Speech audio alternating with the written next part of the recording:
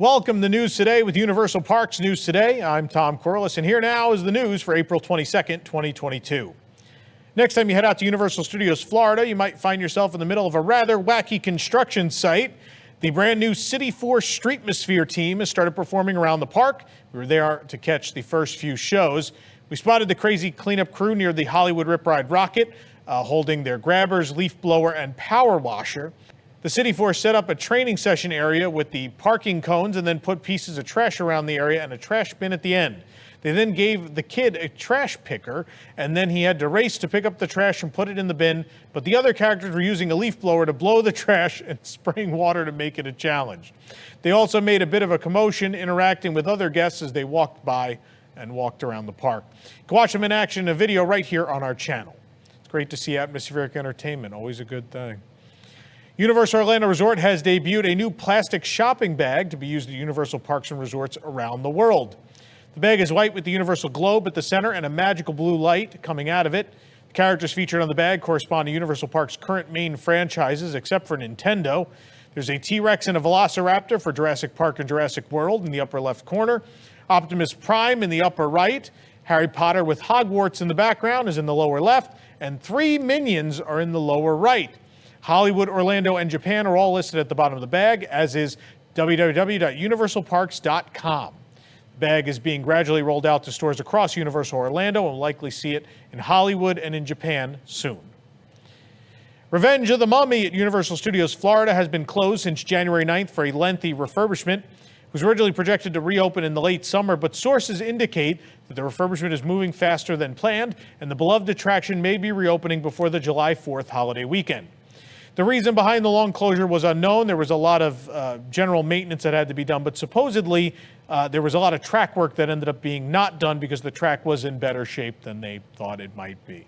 So while this is a rumor, the thing backing this rumor is the fact that they are already casting roles to work at the attraction starting in June. So while it is a rumor that it'll be around July 4th weekend, the casting notice does seem to indicate and in fact confirm that they will be reopening earlier than they originally thought.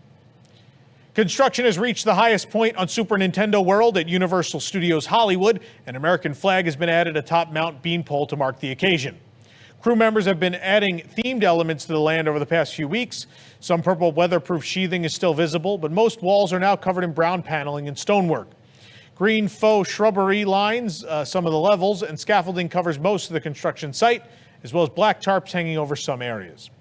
Bowser's Castle is where theming is lacking the most at this point, still mostly exposed steel and weatherproof sheathing.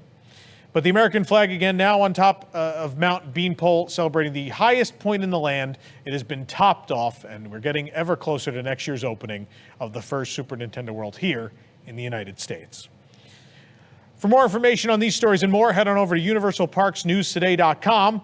If you're enjoying the show, be sure to like this video, subscribe to Universal Parks News Today on YouTube for more great content, and click the bell for notifications.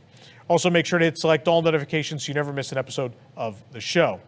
Very quickly, since it is Earth Day, I know it's a Disney-related thing, but I want to give a quick plug for Carousel of Products at carouselofproducts.com. They're selling a special shirt celebrating Rebecca the male black swan, a creature that used to live at Animal Kingdom. And all of the proceeds from this $20 shirt, all the profits go to the Disney Worldwide Wildlife Conservation Fund, which is a great cause and a great thing to celebrate on Earth Day. So go to carouselproducts.com. Pick up the shirt. And while you're there, don't forget you could always pick up that Disney in the Streets Universal in the Sheets shirt. It's a cool one. For UPNT, this is Tom Corliss saying the future is whatever you make it, so make it a good one. From WDWNT, the worldwide leader in Disney Parks news, this is Park Center. Join us each week for news and discussion topics from the Disney and Universal theme parks around the world. We cover the top stories in a quick, concise, and fun format. Then our panel breaks down and debates some of the biggest issues and what they mean for us, the Parks fans. From the latest announcements to openings and delays to scandals and snacks and merchandise and more, we cover it all in 90 minutes. Join us live every Sunday night at 8 p.m. Eastern on youtube.com/WDWNT, or watch episodes on demand anytime. Or subscribe to the audio version of the show on your favorite podcast app.